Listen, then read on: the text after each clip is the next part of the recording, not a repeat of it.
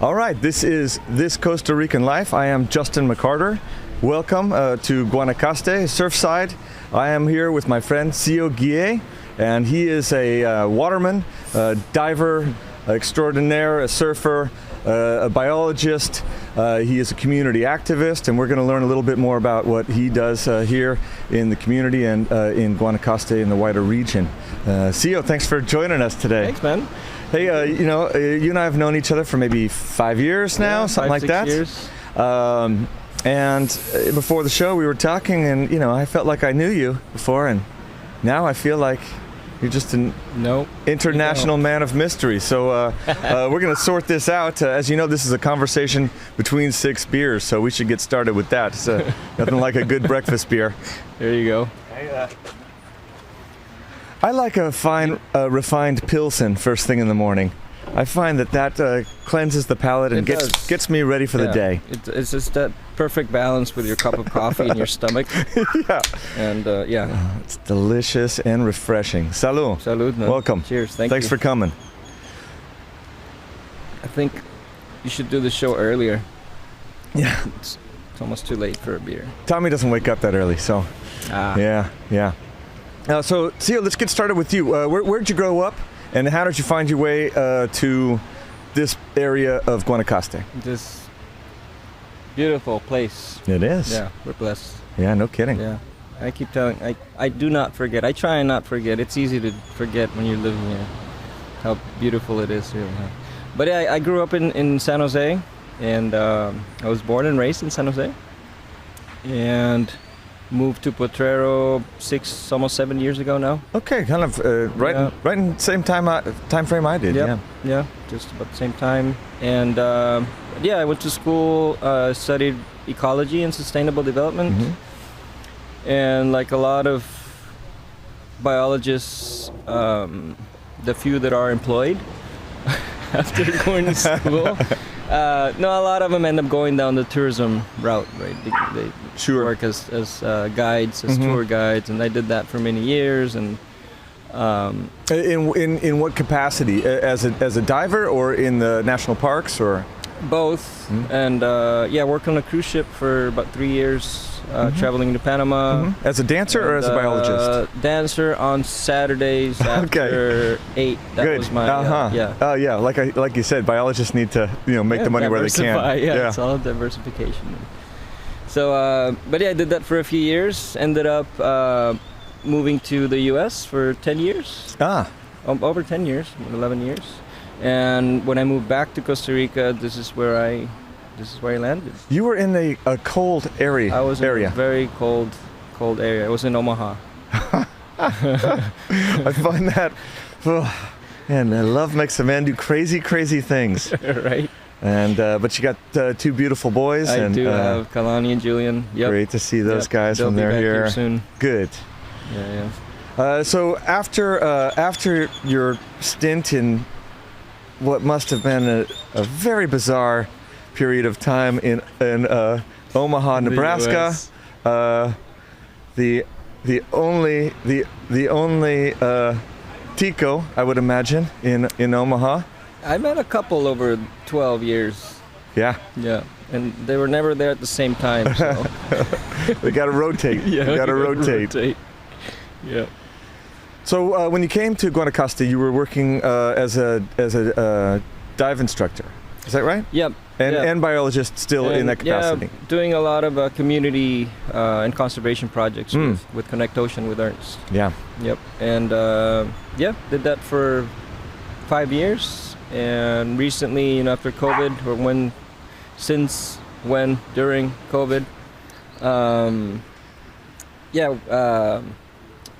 started working with the university it's called Universidad para la Cooperación Internacional. Mm-hmm. And there's an initiative called Costa Rica regenerative. Mm-hmm. So I've been doing that for the last almost 2 years now. Time flies. Tell me what that program, how that program came about, and how you came involved with it, and what it is, kind of.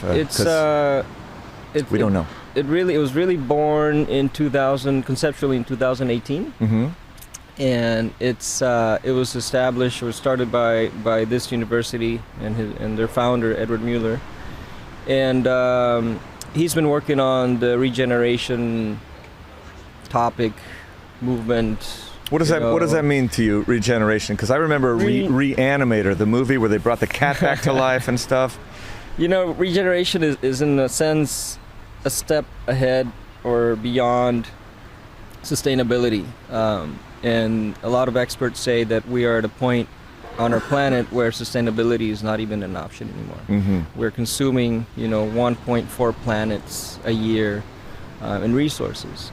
So the no impact that we can have on our communities and our environment are not enough. It's not enough. Yeah. So we need to actually act in ways and do things in ways that actually get rid of those people. Yes. Is that what you're saying? As well. Okay, it's kind of like Reanimator. Yeah, okay. It's somewhere in the equation, but more how you can do things that enhance and allow the natural processes to work better.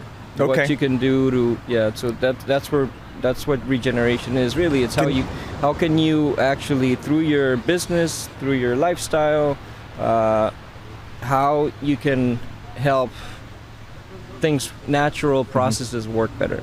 I hope that drinking Pilsen is one of those things that...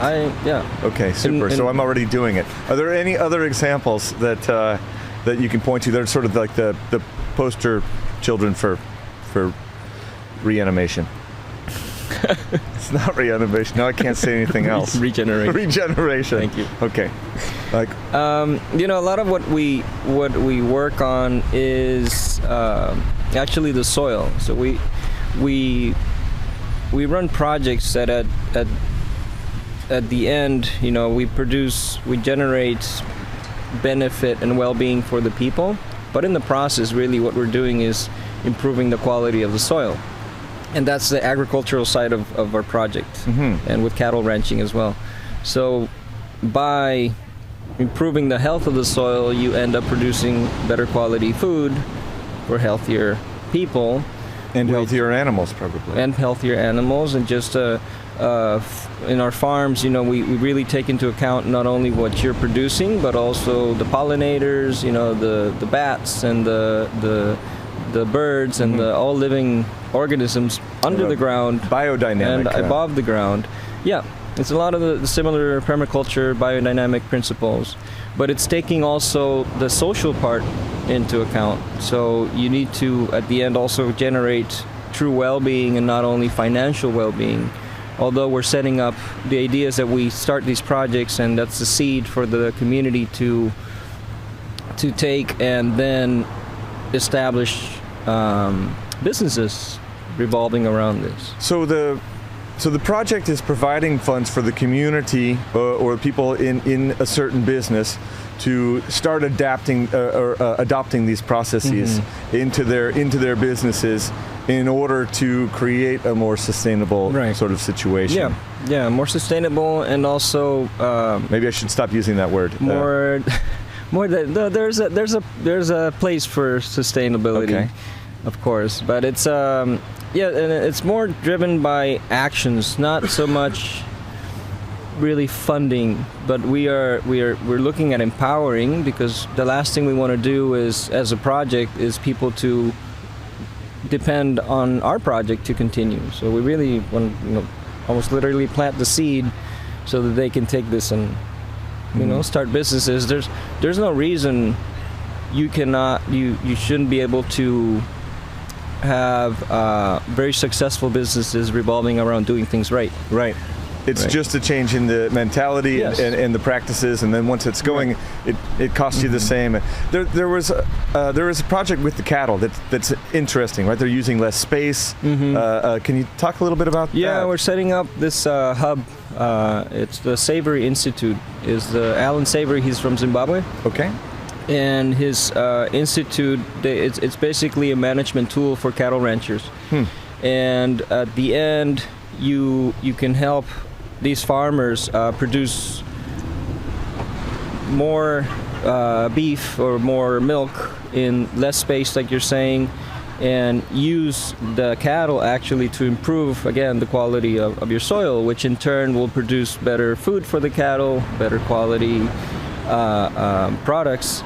And we also generate this market, establish this market that also will pay a differentiated price for these regenerative practices, for products coming from regenerative practices. Interesting. And the other part of this part of the cattle ranching initiative is, ideally, we can again produce more food in less space. That means we can return 20-30% of these big farms back to nature, and then we can build biological corridors connecting the national parks in Costa Rica, which are becoming sort of islands because of so much deforestation and development. So that's part of the, as we produce more, better beef and milk and animal products, we can also return a lot of that land back to nature.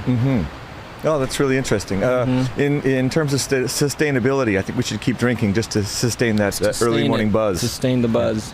Sustain the buzz. I like that. Yeah. Tell me a little bit more about your water activities and your passion. I know that you do some free diving, and for those, I don't think everybody knows what free diving is. I think people. Yeah, sometimes the dive shops get a call, and I heard you have free diving. They think it's like cliff diving. They take you. Oh, they think you take you scuba for free. Right. I'm sure Tommy's done that. I thought it might be like the Puerto Vallarta cliff diving. It's a free push. That's free.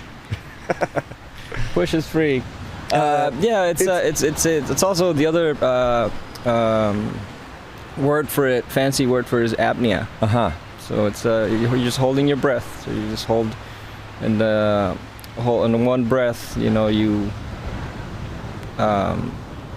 really have to dive deep, but it's also the time, the time that you're under, and it's very, once you get over the physical challenges. Right, it's a mental. It's it's a mental wall that you leap over there, and you're able to realize that breath is going to sustain you for longer, and get rid of that, tamp down that panic that you feel when you feel like you're losing your breath. Yeah, that's interesting, because there's also physiological reactions that your body goes through that you can't avoid. It's just the red flags that your body throws at you, saying you better breathe pretty soon, or something's going to happen.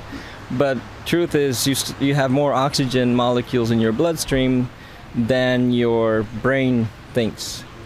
So if you, once you get over that and you accept your reflexes and you get over that fear as well, then you go way beyond. The average person can hold their breath for 1 to 1.5 minutes. You hear that, Tommy? You can hold your breath for 1.5 minutes. That depends on how many cigarettes you smoke that day. Without much training, just a little bit of coaching. Yeah, it's really interesting. We're actually talking with Katie, who's an apnea trainer, to maybe do some classes here and do some classes in the pool and then move out and do some free diving. I'm interested in that. Yeah, and you also learn to breathe properly, which helps you on your everyday life. You just learn to maximize your breath, really, and that keeps you carbonated.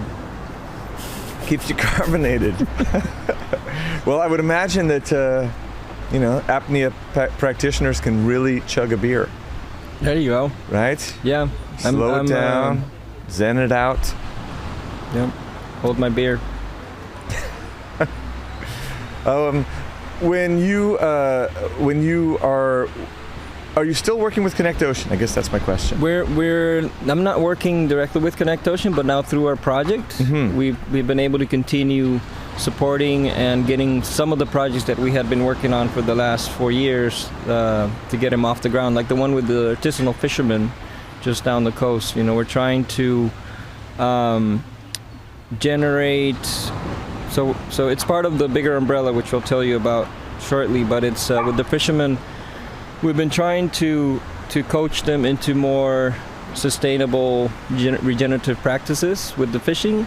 It's been for a long time, the fisherman community have always been sort of neglected in a way by the government, and you can talk to them and you ask them how their lifestyle is compared to 20, 30 years ago, and it hasn't really changed, and they still have a lot of the same challenges and same, it's a community that has it very rough, and I think they bring a lot of value to the coast, the coastal towns, and so we're working on creating experiences also where people can come and enjoy a half day out fishing the true artisanal way with these guys, and then we generate some income from them. At the same time, we're educating them about sustainable fishing.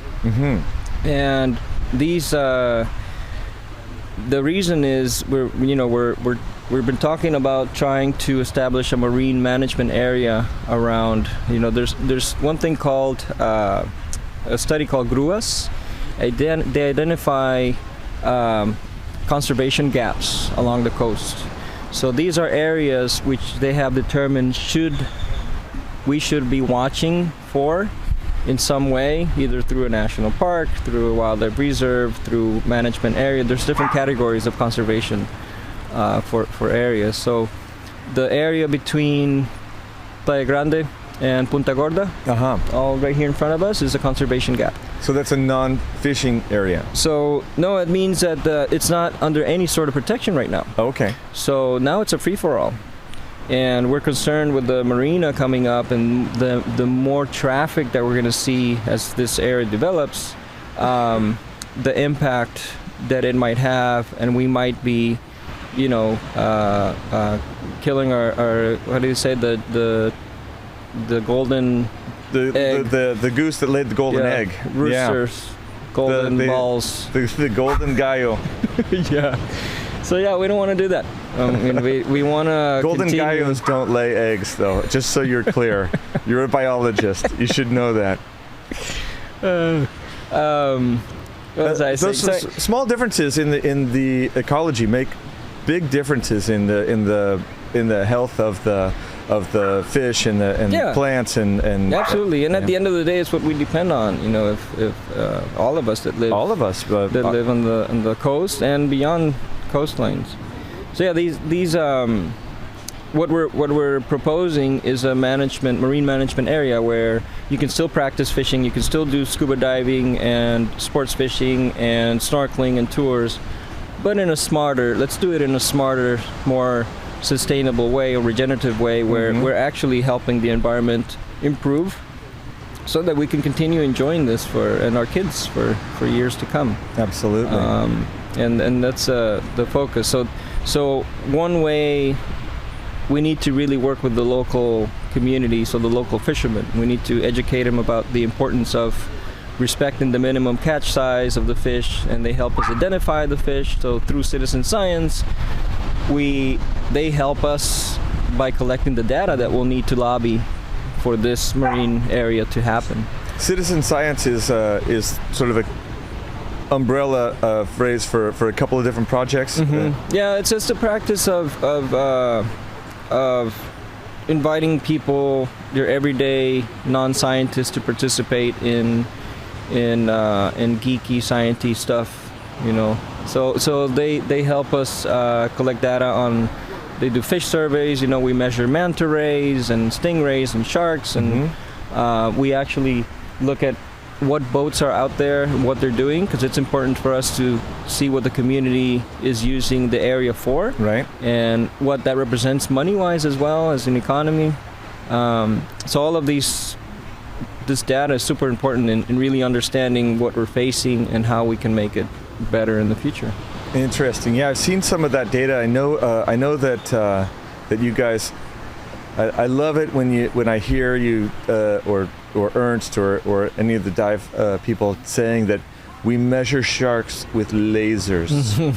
Just sounds very Dr. Laser No. photogrammetry. Do the sharks have lasers on their heads? No, not yet. But that's something that they're hoping for in the future. There is a prototype for the sustainability model. The sharks are going to have to protect themselves with lasers. Yeah, no, it's actually it's fairly simple. You have two high-powered lasers on a 50 centimeter or a pre-measured, PVC pipe, really, and then in the middle you have a GoPro camera. Mm-hmm. So as you shine the lasers underwater on the animal's body, you can then take that footage, take a screenshot, take that footage onto a software program, and you can measure how many pixels are between one dot to the other, so you can extrapolate that distance. You can just then measure from the nose to the tail, or whatever you want to measure on the shark, and it tells you exactly how long it is. And same with mantas, and so without having to get too close, you can get some good data. I know everybody, even in what we do here at the Sailing Center, everybody comes in and there's still such a mystique about sharks. And everybody asks me, are there any sharks here? And I say, absolutely not. You should say, I hope so. I say, I probably hope so. should. I tell them that any shark that comes to Costa Rica has to change its affiliation and become a snapper. But why should I say I hope so? Because without sharks, the whole ecosystem, marine ecosystem, really suffers. What do they do? They are, other than scare people with lasers. They don't have the lasers. We have the lasers. Okay. That's Tommy's idea. Right. Well, I think it's a good one, Tom. Thank you. I'll get right on that. Add it to your list and the university's list, please. Sharks do play a really important role in the marine community. Just real fast, these things aren't going to drink themselves, okay? Mine is empty. Oh, senor. Wah, wah. Okay, mine is also too not full. Jesus, how you've changed, Justin. A few years ago, you would have had 3 beers by now. I got married. She's a nice, responsible woman. Really? Yes. Who makes amazing burritos. She does. Yes, indeed. Yes. Cheers to that. Salud. Salud for burritos. And yes. Gritanga burritos. Absolutely. Tell me a little bit more about the sharks and how what the role that they play, and how I can sell that to the 12-year-olds from Ottawa. One thing from where? The Canadian kids come down. They all think they're going to be the next meal. Then you can tell them there's no sharks. I can. No, don't go there. I would like to have a good answer. And I've been here for many years. I've not had any problems. I'm in the water all the time. I don't know of anybody that's had a problem. I do know that there was an attack a couple weeks ago in the Bat Islands, but that was a special circumstance. Yes. And we are usually the ones that create those special circumstances that put us in that position. And that was definitely the case in this. Yep. I don't know, which one do you want? Do you want to go for the talk about why they're important, or do you want to talk about what happened up there in the Bat Islands? Because let's do both. Okay. How about that? No, they're important. They basically clean. As apex predators, they keep everything else in check, and they get rid of injured fish, and they get rid of the weak, and they keep the other population strong by doing that. So that's one thing they do, which makes them, they're very, very primitive creatures, and they are so good at what they do that they haven't changed much. Successful in millions of years. Like the mosquito. Exactly. So they're so successful, but in that success, they're fierce predators. They're fast, they're sneaky, and they have big teeth. Yeah. And they'll mess you up. Yeah. And mostly if you're a small injured fish from Ottawa. Not of Ottawa. Oh, jeez. She's just kidding, kids. Those are snapper. Man, it's going to be hard to come back from that one. Mostly, they're interested in their regular food chain. There's plenty to eat out here. and we're not part of their diet. Yeah. You know, like I said, whenever, you know, there's a few cases where there's been accidents, we are bringing them into, you know, towards us usually, you know, by spear fishing which is basically like a shish kebab for a shark, right? Yep. Looks exactly. very inviting. From Gritanga. Yeah. And no shrimp, no fish yet. Soon. Okay. Looking forward to that. Gritanga, just so you know, is a Nicaraguan taqueria here in Surfside, run by a lovely lady named Patricia Libertad Rodriguez Pastora McCarter, and some relation to the host. And they're amazing. Yeah. She's open noon till 9, Tuesday through Sunday. Anyway, that's my plug. There you go. Yeah, but what happened in the Bad Islands with that shark attack? I heard they said that they were spearfishing. So, yeah. I heard I was a dive master that had some fish and was trying to bring the bull sharks in closer so his guests could see it. Yeah. Oh, they saw it. They did, and they saw the. They saw it. And they saw the water filled with blood, and then they saw the airlift helicopter come out there and get that guy and take him to the hospital. Yeah.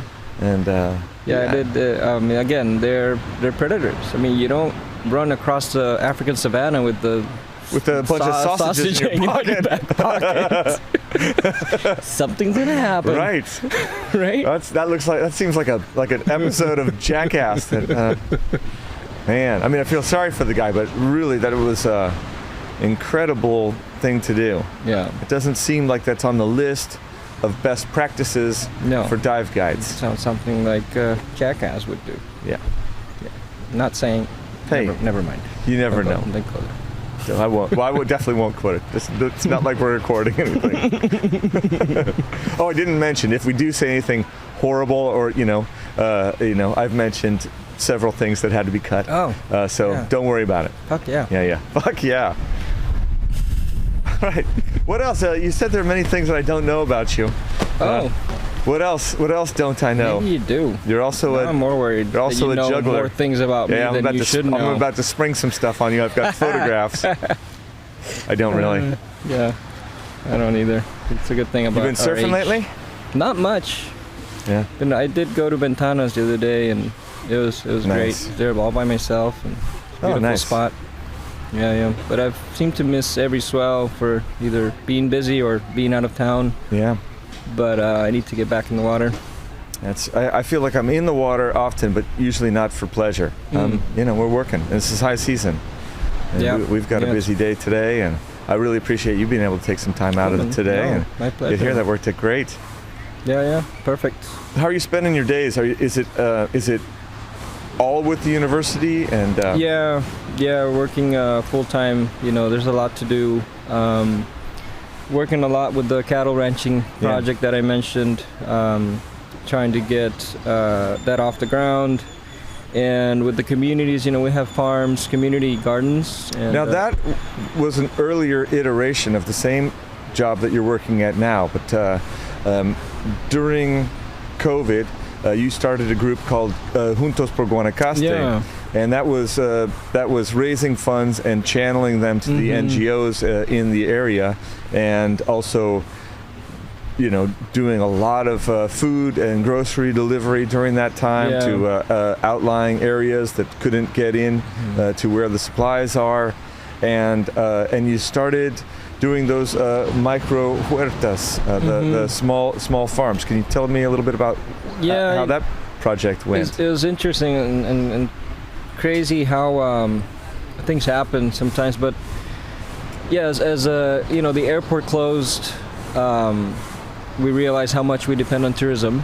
People here, from overnight, really didn't have a lot of people even money to buy their food. So we thought, how can we help the local NGOs, and we sat them all, the NGOs together, and for the first time they worked, together as a group, and geographically we split up the areas where they would give aid to all of these people in rural communities that again didn't have even access to food. So we started doing food deliveries, and ended up helping and aiding about 8,000 families. Some of it's still going on, but as we did that, we realized that it's not sustainable. And it's very expensive. We can't feed people, and it's not what they... Right, they're sitting in their houses and just eating. They're just going to keep doing that, yeah. It's a Band-Aid. Sure. So we thought, well, there's got to be, we need to think about longer-term solutions. I mean, this is just a sign of a problem that we need to really tackle. And then came the University for International Cooperation, and we hooked up with them, and they had in 2018, like I said, started Costa Rica Regenerativa conceptually. So all of a sudden the stars aligned, and we had a future. I mean, we had someone you had experts, and you had some funding who's been working. They had been working on this for many decades, and this was COVID was sort of the I told you. This is what we've been saying, from planetary wise, the model of development that we've been following is really obsolete and is really not working. There's a lot of inequality. There's a lot of environmentally also, what we're facing, and so we made mistakes. I think we've made mistakes as a society and as a race and as people, but we need to be humble enough to accept that. We like an agriculture side of things, we made a bet on the green revolution, where we wanted to produce all of this food as cheap as possible, the least amount of fruits and vegetables that we could produce commercially in big quantities fast, right, and make a lot of money from it. Right, something that look good on the shelf, but yeah. And we've been feeding people with that product for 40, 50, 60 years. Yeah, you and I grew up our entire lives on it. Yeah, you can tell, can't you? I don't know. We're it's okay. How old are you? Chemicals. How old are you? I'm 40. I'll be 46 this year. Yep. We lost the light, Tom. We lost the light. That's what happens when you tell your the age. lights went. The lights went out. It was a sign from God. A sign from God. But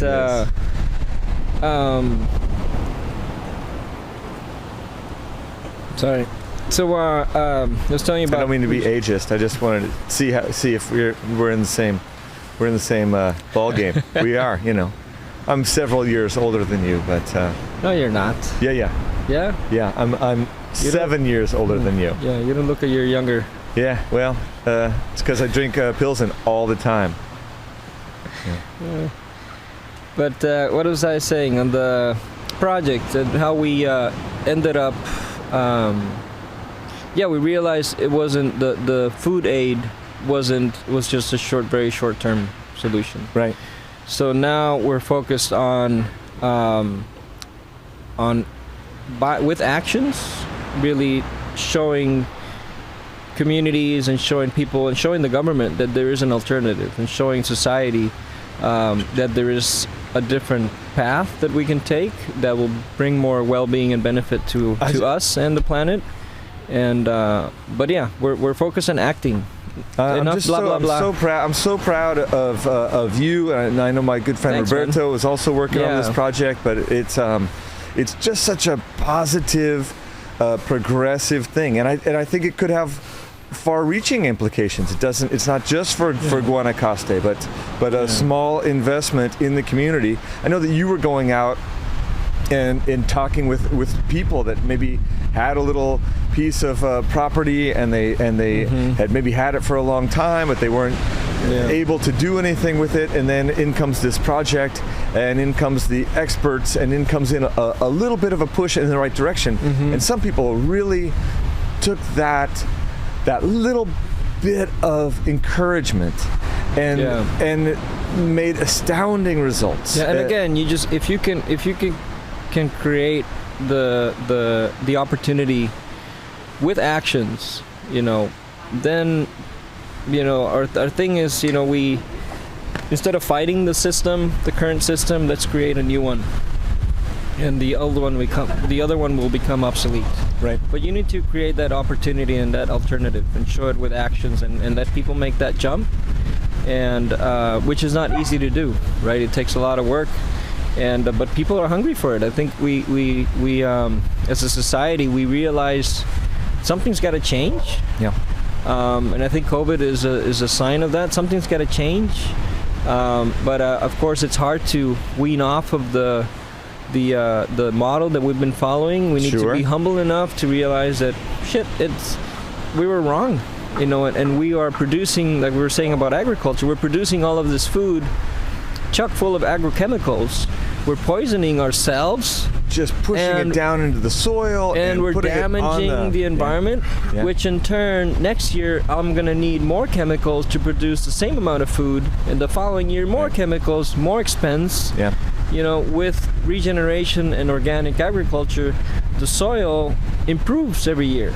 So next year, you're going to need less money to produce the same amount of food because the soil is better quality. Duh. Right. It makes so much sense. I think another thing is people have to start eating uglier.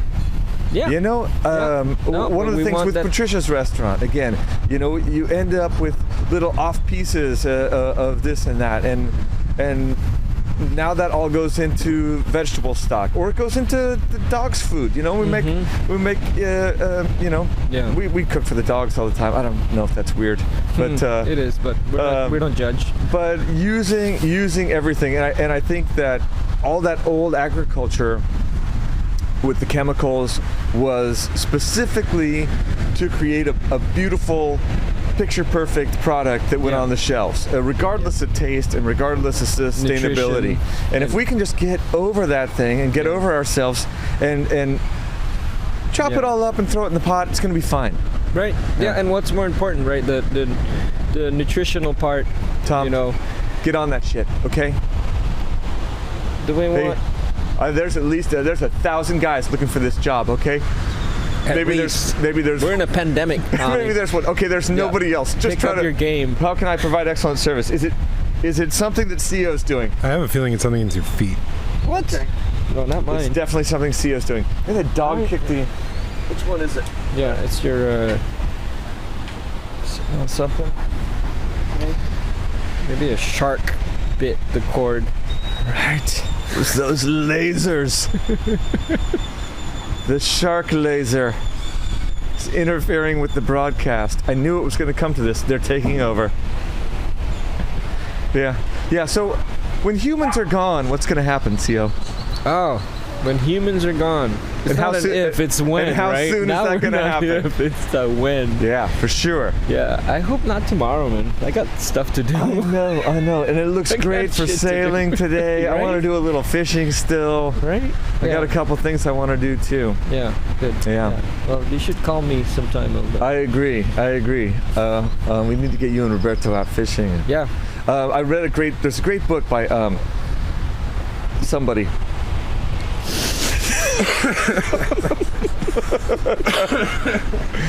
He wrote sometimes a great notion. I'm struggling to remember his name, and he wrote a book called Sailor Song, which is basically about fishermen in Alaska at the end of the world, and they have all these modern fishing boats and stuff. But the one line from that book that I still carry with me is, the end of the world might take a while, and I think that's a little bit about where we are.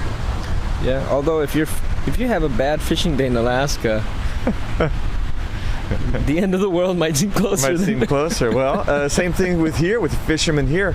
I'm glad we got rid of those Taiwanese trollers. I feel like 2 seasons later, after those guys stopped raping the bottom of the sea, the entire ecosystem of the area has come back quickly.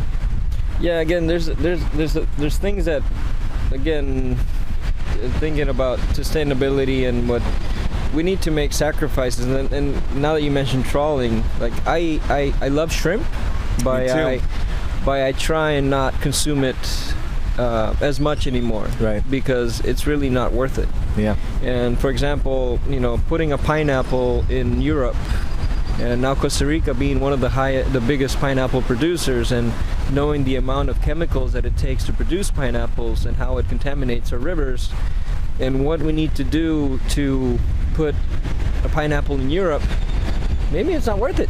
Maybe those guys could just come here, Right? right? Yes. Is it really worth $5 Maybe or $4? I don't know how much they pay in Paris for a pineapple.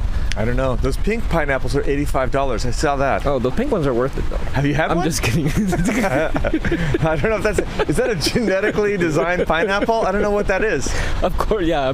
I've never seen a pink pineapple in nature, so. Okay, well, I thought maybe my there was guess one is, growing in the Amazon and they brought it back. And Yeah, my guess is Elon Musk has something to do with that. something pink about shark pineapple. lasers getting involved. Okay, well, I'll make sure not to bring any pink pineapples on the show. But again, there's things that we need to, maybe it's not worth it. maybe it's not worth it. Yeah, Right. maybe it's not. That's the thing. We need to think more holistically in what. Somebody will always be. There will always be business people in this world. There will always be people that see an opportunity and want and want to Again, take it. But we need to make it not worth it. If you put all that poison and chemicals into the river stream, well, it's going to cost you more than you're going to make out of those pineapples. It's going to come around and bite you in the ass. Yeah. I think that's the only way. And that means you have to work with government. Yeah. We've actually, through a project, we're working with the 11 municipalities in Guanacaste. Mm-hmm. They have a federation called FEMUGUA, Federación de Municipalidad de Guanacaste. Famugua. Fun to say. So we, and we assigned an agreement with them. So we basically have a relationship and a seat at the. Ooh. That's the first nice sound is the ice, in the cooler when you pull it out, and then the crunch. I think we got to mic up the cooler, Tommy. That's a great idea. I can make that happen. Mm-hmm. Yeah. Mm-hmm. Yep. I'm sorry, Got a Famugua. few things to say. I interrupted. Yeah. So anyway, we have a seat at the table, and we've been able to coach and learn more about how the municipalities work and what they want to do, and just coach them into creating or generating more projects that are more focused on well-being, and not only on economic well-being, but well-being for the communities and for the environment, etc. So yeah, it's been going really well. We've even like the municipality of Nicoya. I'm sorry, can you say that again, please? I can't say that again, actually. That's the difficulty of a conversation between 6 beers. Yeah. Yeah, the Nicoya municipality, we've helped them with their tax collection system, and they increased their tax collection by 30%. Oh, that must be a massive change from their perspective, and their perspective on you guys. Right. Yeah. So it opens the doors. Obviously, we've helped them do their job better. Mm-hmm. And this is thanks to other members of the team, not me. Mm-hmm. We all have our skills. Yeah, we all have our lack of skills as well. Uh-huh. But yeah, we have a great team, and these guys are working with the municipalities, and they and that allows us to really open the door so that we can hopefully have some positive influence, and coming from us that are sort of in a way part of the community, more involved with people's dreams and the communities. You guys are all the way back in the dirt. Yeah, literally with the community. Literally, and bringing that all the way up to I know that you said you were trying to create a better system so that the old system fades away, but it sounds like in reality you're really fading that system away. If I kick something again, Tommy, for the love of you. It's just your twitch. I am a little twitchy, and I'm trying to avoid all things. But coffee. We'll talk about my coffee another time.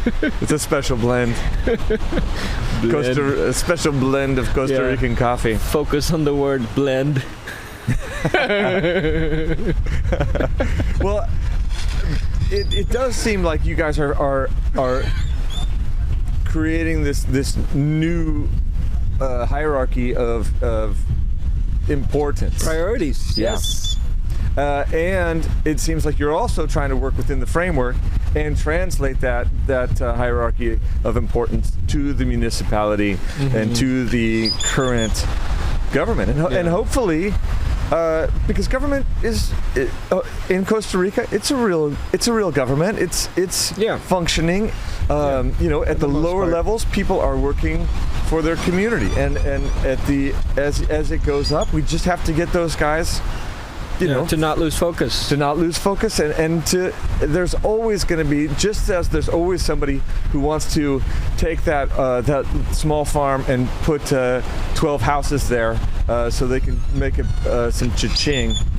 There's also people that have the desire to make things better, and to improve the lives of everybody who's already living here. And we have to balance that. We're in a tourist economy. We're in a tourist location. Yeah. People want to be here, but if it becomes Cabo San Lucas, then it's going to change. It's going to lose all of its character, and we have to fight against that. It's not all about extraction, and just pulling out of. It's about also, I think, as a tourist, it's coming to Costa Rica, is how you can also not only leave a betterment behind, but also how you can go back home a better person, and how what you experience and what you learn as you visit somewhere can improve your outlook on life and your well-being again. Well, how do we do it? I have a big tourist place. I don't know. I'm going to get some more beers. Hold on. Why are you asking the hard questions now? Because we're 2 beers in, bro. It's supposed to get easier. It is easier. How do we translate those things to the people that are visiting? The people that are visiting want they want a margarita and tacos, both of which are from Mexico, and they want both of which you might have a gritanga. Right. That's interesting that Tommy's you mentioned gritanga again. By the way, Tommy and his family are sustaining gritanga. Oh, really? They had it. Yes. There you go. We eat there like 3 times a week. Yeah, it might be 4, and he has a big family. So there's God 4 bless. more days. God bless, Tommy. Thanks, man. There's nowhere else to find a decent burrito in Costa Rica, literally. But we need to be able to feed people's intelligence and their well-being. I look at you and Roberto, who went from the tourist industry and working all the time with get people out on the water, get them back in, get them, make sure they're having a good time, to people that have a broader focus and see that industry that I'm in, tourist industry, but also, like you said, people need to adjust their expectations. And how do we do it? How do we bring those guys that are here? They will love it more. Absolutely. If they feel like it's gonna stay like this. Yeah. And humans seem to be good at finding a place that we love and then messing it up. Yeah. Sure. You said it nicer. No. Yeah, but I said it more accurately. Yeah, exactly. Thank you. Yes, we need accuracy. Salud. We do. We need accuracy and we need accountability. So I'm on the Surfside board.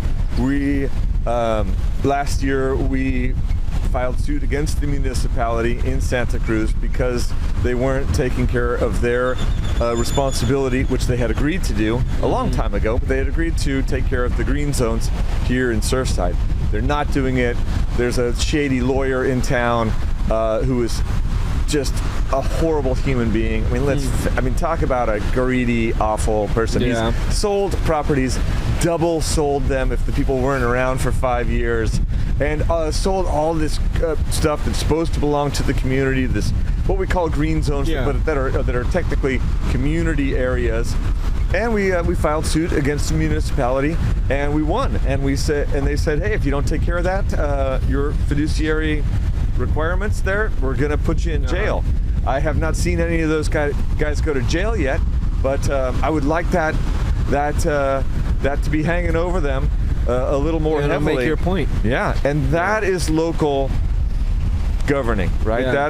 That is for us in our area the most important thing. Yeah. And Potrero has its most important thing, and we need to work together as a larger community. Yeah, for sure. To keep it going. And I think involving the people that love to come here. Mm-hmm. You know, the guy before the show came, and this is my third time here. We're going to stay here for 2 months. Those are people that love Costa Rica, and you know, like me, I moved here because it speaks to something in me that I'm more comfortable here than anywhere else. Right. And I don't want to lose that. And definitely, what you guys do here brings value to our community. And that's what it's about, like bringing value through what you do. It doesn't matter what it is. We're lucky that we were sailors when we got here. We sailed here from California, me and Jeff, and it just so happens that the thing that we love to do is ecologically super sound, and you know, and so we're 100% in on that on this kind of topic. This is our wheelhouse, and we're not developers. We don't want to create high rises. But you found your niche, you know, in this place, and like I said, I think you bring value to our community. Oh, it's sweet of you to say so, Sio. Yeah, I mean it. Cheers, man. For sure. All right, you drinking your beer? Now we're getting our third beer. We're getting sentimental. It's nice. I love you, man. Don't choke. Don't choke. We gotta go. We got a whole more beer to go. Yeah, a whole more work day to go. Oh, I know. That's the tough thing about doing this in the morning. We've been trying to do afternoon shows, but you know. No, I said, well, the other way to do it is start earlier.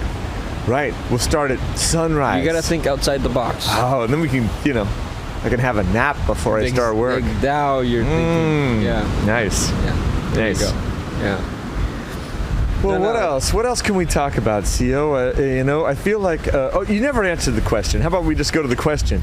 How do we inspire the people that visit here to buy into that it's important? Oh, I think... If they buy a property, keep the trees.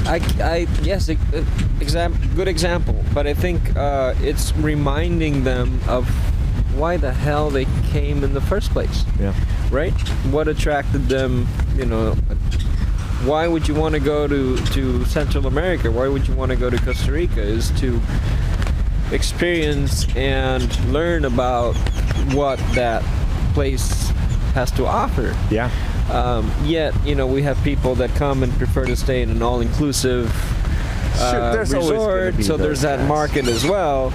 But you can tell you're in Costa Rica. You know, if you're sitting there at the wet bar and the swim up pee bar. Which it's good for some people. Which I can handle for a few hours. Right. Don't get me wrong. Right. But But it's not Costa Rica. It doesn't really have anything to do with Costa Rica. Right. And so I don't know that we're going to reach those guys. But that guy that came here before the show that just wants to be walking the beach and talking to people and interacting with people, those are the people that we can certainly reach.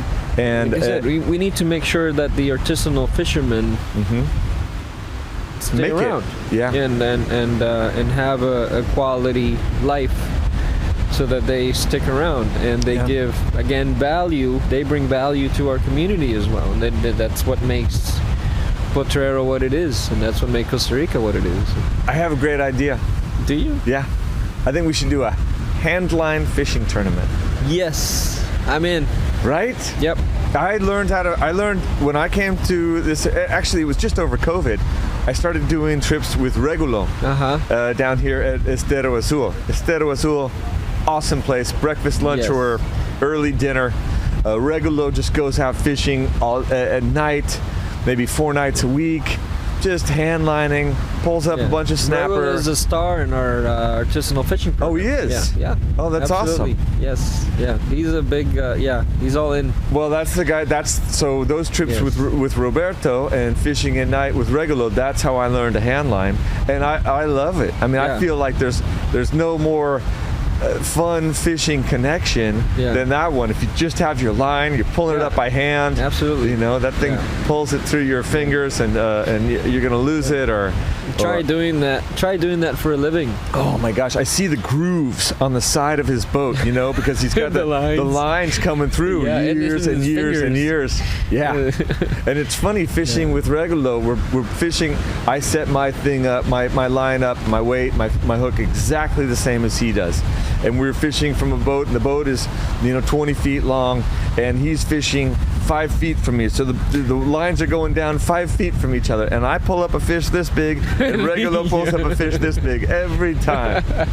Every time. Yep. I don't know how he does it. He's the fish whisperer. Yeah. Yep. Yeah. He's been fishing. He'd tell me like over 50 years. Mm-hmm. Like I think he's in his 60s now, but yeah. But he's probably one of the oldest. He's you mean 7 years older than me? Or more experienced, I should say, not oldest. Yeah. Sorry. More experienced. Yeah. Incredible fisherman. Yeah. I'm not older, I'm just more experienced in living. Right. Amen, brother. Yeah. Hand line tournament. I think that's a way to go. Let's do it. Tomorrow? Fun. Okay. You know what? Let's just scrap the rest of the day. I'm just gonna write off the rest of the lessons and stuff. Fuck this show. Turn this off. We got some fishing to do. No, man. We got just the rest of the beer, and then you can go. Come on. Tommy finally got the light going. Gonna be fine. Yeah. Yeah. I think your power strip is. Where did you buy your power strip? You know what? The electricity in the whole place is pretty questionable. Blame it on the technician. I remember for a couple of electrical things here at the sailing center, we had we've set up bands inside, and the guys had to put socks over the microphone because every time they would touch their lips to it, they would get a shock on their lips. Yesterday's socks. I don't know, man. I encourage everybody to use their own sock. Yeah. Yeah, we are in COVID time, so. But I also don't understand. Don't share socks. I also don't understand electricity, and I know that because another time you might have been here. We had I think it was the Chili Festival or something, and it was a low season event, and we had that great old band Glass Eye playing.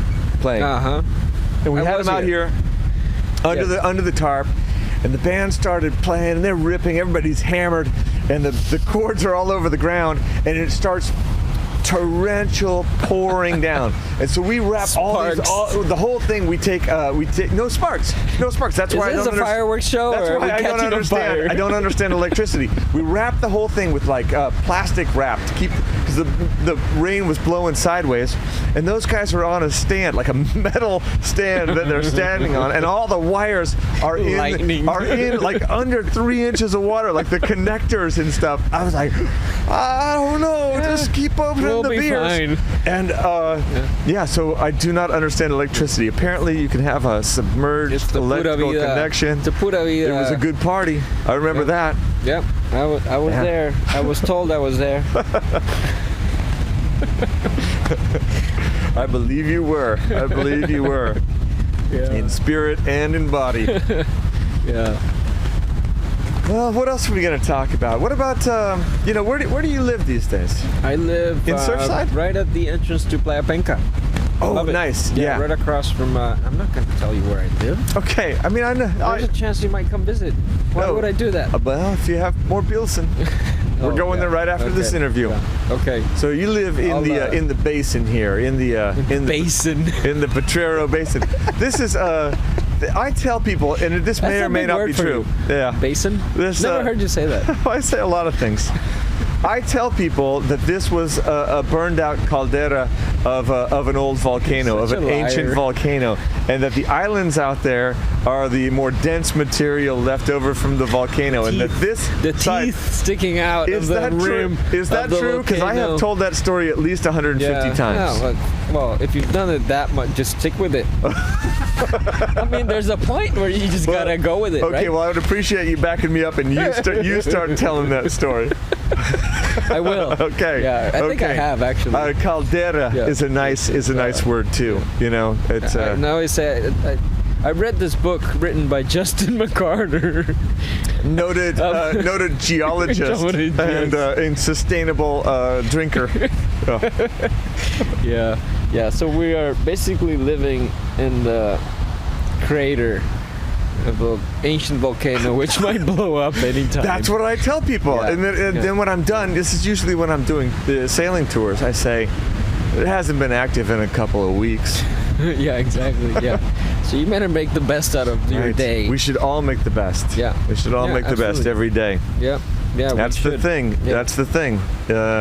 I feel like the world's weather has gotten more dramatic. Hurricanes all over the place, and I know we had Craig Ledbetter on here the other day, and he's right. You know, we've had hurricanes here in this area of Costa Rica that we've never had before, right? Mostly they're piling up in the Atlantic and they're tropical storms when they get here, but we have had some big weather events. But at least for the last couple of years, I feel like the weather has gotten slightly better. Better in what sense? In every sense. Better for your. Okay, well, maybe less water during rainy season, which is not better for the area, but slightly. So we had clouds in February. Better, but not better. Not that better. Better for me. Better for me, which is probably against what you were talking about earlier. I want other people to adjust their. I don't want those Europeans to have any goddamn pineapples. Right. But I want us to be comfortable. Just take care of your me, not my me. Why do you have to do it like that, Sio? You know me. You know me. I guess I do now. Well, it does feel like everybody else is getting giant hurricanes. They're flooding or they're dry. Yeah. And It has been more mild. This last couple of years has been Yeah. perfect. Look at today. Yeah. Wind from the west, nice and steady. Yeah. Beautiful blue skies. Yeah, we should be fishing. And this is Or Papagayo sailing. season. This is Papagayo season, where usually it's picking up the sand off the beach, Yeah. and you get a free exfoliation walking down the beach. Yeah, So, you do. Yeah, sandblasted. yeah. Yeah, but it is offshore now. But yeah, no, this is coming. This is great sailing weather, actually. It is. Yeah. Yeah, because it's steady. Wind comes in from the west, and it's steady. It comes over the hills, and it meanders down through the canyons, and it's puffy. And yesterday was almost a no-sail day.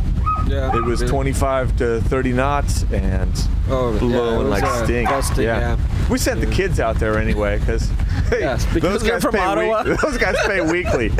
Ottawa kids can handle it. Those are the strong.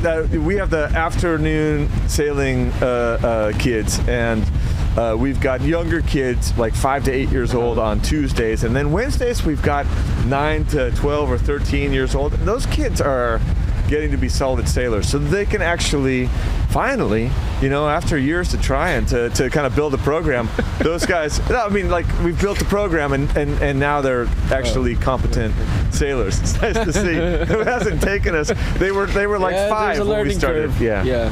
Well, my learning curve has been a couple trips out on sailing, and how's your sailing going? I made it back the other day, so I told Mark. I went out with Mark. Well, you must have made it back every time because you're here. Yeah, that's the goal. Just as long as you make it back. Mm-hmm. Yeah, I agree. Yeah. So we did after some effort, but it's all part of the experience. Today would be a good day. Yeah, it is. Yeah, it is a good day. All right. So, what are our takeaways from this, Sio? Sharks with lasers. Sharks with lasers. Sharks with lasers. Don't buy. Pineapples. Don't buy pink pineapples or European pineapples. Don't encourage bad behavior. Why not? As far as did we even talk about that, pesticides, not drinking and sailing. Which I think is mostly fine. Yeah, you're being contradictory now. All right, well, we're 3 beers in. Yeah, 6 beers. Yeah, total. Because we are 1.